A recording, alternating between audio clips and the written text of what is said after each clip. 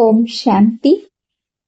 సాహిత్య సంబంధమైన కార్యంలో బాబా యొక్క మార్గ ప్రదర్శనము.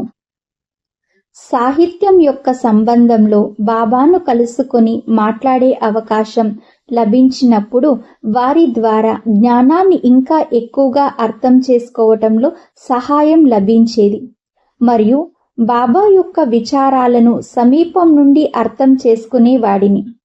ఎప్పుడైతే నేను వ్రాసిన లేఖనాన్ని బాబా వద్దకు తీసుకుని వెళ్ళినప్పుడు బాబా దానిని చూసి ఆ సమయానుసారం చాలా ప్రకారాల ఆదేశాలు నిర్దేశాలు ఇచ్చి ఆ లేఖనంలో మార్పులు చేర్పులు చేసేవారు. ఎక్కడెక్కడైతే హిందీలో పరమపిత పరమాత్మ అనే పదము లేక ఇంగ్లీష్లో సుప్రీం ఫాదర్ అని వ్రాయబడి ఉంటుందో అక్కడ బాబా పరమప్రియ లేక మోస్ట్ బిలెవెడ్ అనే పదాలను జోడించేవారు. ఎర్రని అక్షరాలలో బాబా ఎప్పుడైతే ఆ పదాలను జోడిస్తూ ఉంటారో ఆ సమయంలో వారి మనస్సులో ప్రేమ యొక్క ఒక అల ప్రవహిస్తూ ఉంటుంది. ఒకవేళ ఆ సమయంలో నేను బాబా ఎదురుగా కాకుండా బాబా పక్కన కూర్చుని ఉంటే బాబా నేను వ్రాసిన లేఖనంలో ఈ పదాలను జోడించిన తరువాత నా వైపు తిరిగి చిరునవ్వుతూ నాకు మధురమైన దృష్టినిచ్చేవారు. అప్పుడు వ్రాయడంతో పాటు ప్రాక్టికల్లో కూడా పరమప్రియ యొక్క పాత్రను అభినయిస్తున్నారని నాకు అనిపించేది. బాబా అయితే నిజంగానే పరమప్రియులు అని ఆ సమయంలో నాకు అనుభవమయ్యేది. ఒకసారి బాబా పూర్తి లేఖనంలో ఎన్నిసార్లైతే పరమపిత అనే పదం వచ్చిందో అక్కడంతా దానితో పాటు పరమప్రియ అనే పదాన్ని వ్రాసారు. అప్పుడు నేను బాబాని, బాబా ఒకవేళ 1-2 చోట్ల పరమప్రియ అనే పదం వ్రాస్తే సరిపోతుంది కదా, మాటి మాటికి అన్ని చోట్ల ఈ పదాన్ని ఉపయోగించడం అవసరమా? ఇది రిపీట్ చేసినట్లుగా అనిపించదా అని అడిగాను. అప్పుడు బాబా నాతో, బిడ్డా ఇదైతే మధురమైన పదము కదా, దీనిని పదే పదే వ్రాయడంలో ఎవరికైనా అభ్యంతరం ఏముంటుంది? మంచిది. ఒకవేళ ఎప్పుడైనా పరమప్రియ అని వ్రాయకపోతే అక్కడ జ్ఞానసాగరుడు అని గాక లేదా వేరే ఏదో ఒకటి వ్రాస్తూ ఉండు అని చెప్పారు.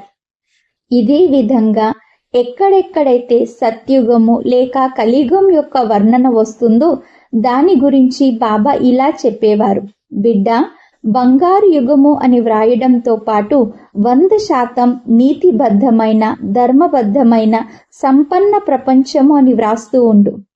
అదే విధంగా కలియుగం గురించి వ్రాసేటప్పుడు వీటికి విపరీత అర్థం కలిగిన పదాలను ఉపయోగిస్తూ ఉండు. బాబా యొక్క భావం ఏమిటంటే 100% సంపన్న ప్రపంచము అని వ్రాసేందుకు బదులు కలియుగం కోసం 100% దివాలా కోరు ప్రపంచము అని వ్రాయమనేవారు. నేనైతే కేవలం ధర్మబద్ధమైన న్యాయబద్ధమైన అని వ్రాస్తే సరిపోతుంది కదా అని భావించేవాడిని. కానీ బాబా 100% మరియు సంపన్నత అనే పదాలపైన కూడా అటెన్షన్ ఇప్పించేవారు.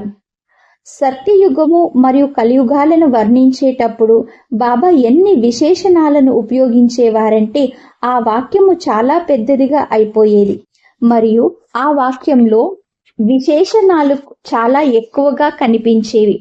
వాటి ద్వారా ఈ యుగాల గురించి మన మంతన స్పష్టంగా అయిపోయేది. నేను ఒకసారి బాబాతో, బాబా ఈ రోజుల్లో మనుషులు చిన్న చిన్న వాక్యాలను ఇష్టపడతారు, ఇలాంటి పెద్ద వాక్యాలను అర్థం చేసుకోవటం వారికి కష్టమైపోతుంది అని అన్నాను. అప్పుడు బాబా నాతో, చదివే వారికి ఇంత మాత్రం తెలివి ఉండదా అని అన్నారు. అప్పుడు నేను, బాబా మాయ తెలివిని సమాప్తి చేసినదని మీరే కదా చెప్పారు అని అన్నాను.